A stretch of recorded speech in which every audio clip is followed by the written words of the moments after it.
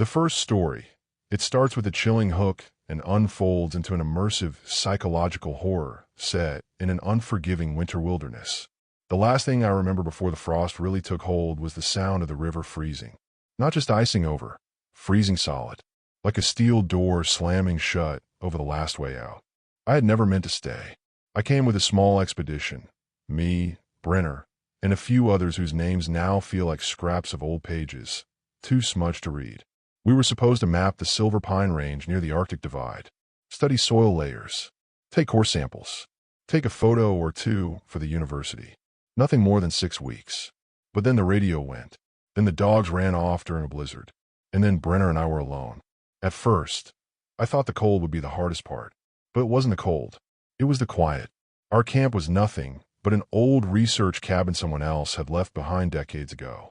It leaned slightly to the left, like it wanted to sink into the snow and forget it had ever been built. For the first few days, we kept ourselves sane with little routines. Chopping wood, boiling snow, playing cards. I told stories about my girlfriend back home.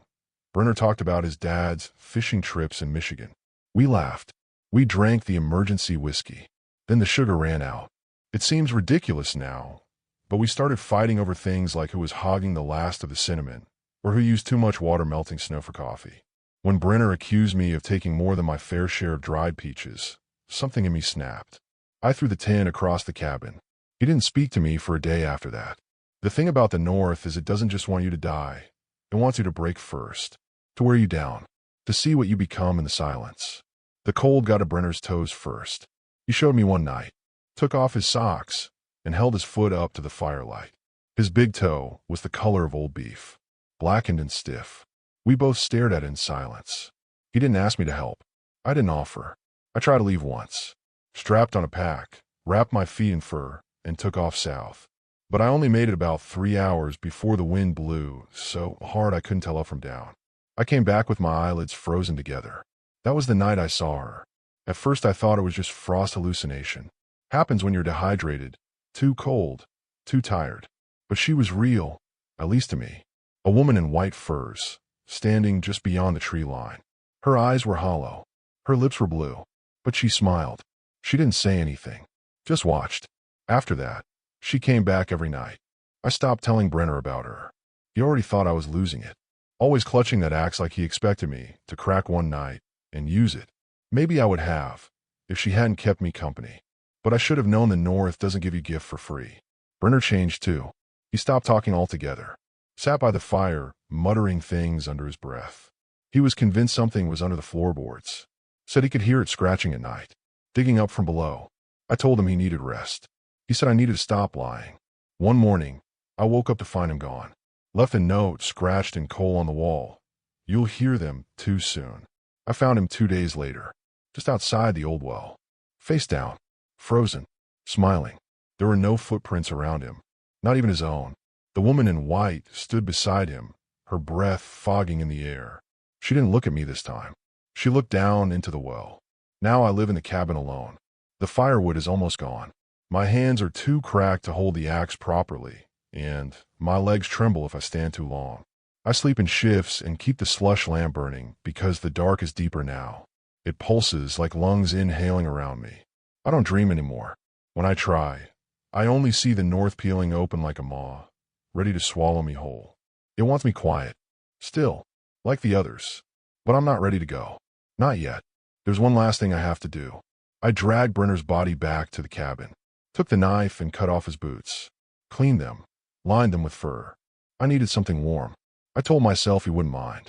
Then I lit a fire bigger than I'd ever dared before. Used most of the remaining kerosene. Sat beside it and wept. Not for Brenner. Not even for myself. I wept because I realized the woman in white was getting closer each night. Tonight she stood at the door. Tomorrow, she'll come in. And I will let her. Because when the wind doesn't blow and the snow doesn't fall and the world forgets you ever existed, you begin to crave anything that will remember your name. Now here is the second story. They say the snow buries everything. Tracks, sounds, even memories. But I remember what happened out there. I remember everything. My name's Keegan Ward. I was one of the last to leave Fort Haleth when the mining routes collapsed. Most people packed their gear and left by airlift. I stayed. I told myself I was documenting the tundra. But the truth? I was running for something else. Something that followed me into the white. It's important you understand this. Fort Haleth wasn't haunted in the way movies make you think. No flickering lights. No screams in the night. Just cold. Endless. Deafening. Cold. And the wind. It speaks if you listen too long. I lived alone in a collapsed barracks. Half of it had caved in under an avalanche 2 years prior, but the other half still held strong. I set up solar blankets, melted snow in a tin pot, rationed dried beans and jerky. Weeks passed. Then one night, I heard knocking from beneath the floor. At first, I thought it was the wind, the logs settling, maybe a fox. But it came again. Slow, measured, rhythmic. Knock, knock, knock. 3 knocks. Pause. Then 3 again. I didn't sleep that night. The next morning, I took my pickaxe and went around the side of the cabin, looking for burrows, cracks, anything. Found nothing, until I stepped behind a shed. There, buried beneath the drift, was a wooden hatch I had never seen before. The snow had hidden it for years, maybe decades. My breath fogged as I leaned down to brush the ice away. Carved into the wood was a single word, underneath. I didn't open it. Not that day. I told myself it wasn't my business. Maybe it was a storm shelter. Maybe it led to the old mine shafts. Or maybe, just maybe, it was one of those things you're not supposed to find in places like this. I started hearing the knocks every night after that. Always 3. Always from below. Always when I was just drifting into sleep. I tried blocking it out. Stuffed snow into the cracks in the floorboards. Played music in my headphones. Buried myself under thick pelts and closed my eyes. But then came the voice. Low. Wet. Not quite human. You opened the door when you stayed. That's what it said. I ran, grabbed my gear, and hiked 4 miles toward an old comm tower, hoping I could get signal out. But the tower was collapsed, and the solar panel that powered it had been ripped clean off. There were no footprints, no signs of weather damage, only a trail of small, blackened fingers in the snow, each one pointing back toward my cabin. I know this sounds insane, but if you're watching this, or listening, just know this story is true. And if you're still here, then I need you to do something for me. Before the snow takes this video, this memory, hit like, comment what you would have done. Subscribe if you think you could survive this long in silence. And share it.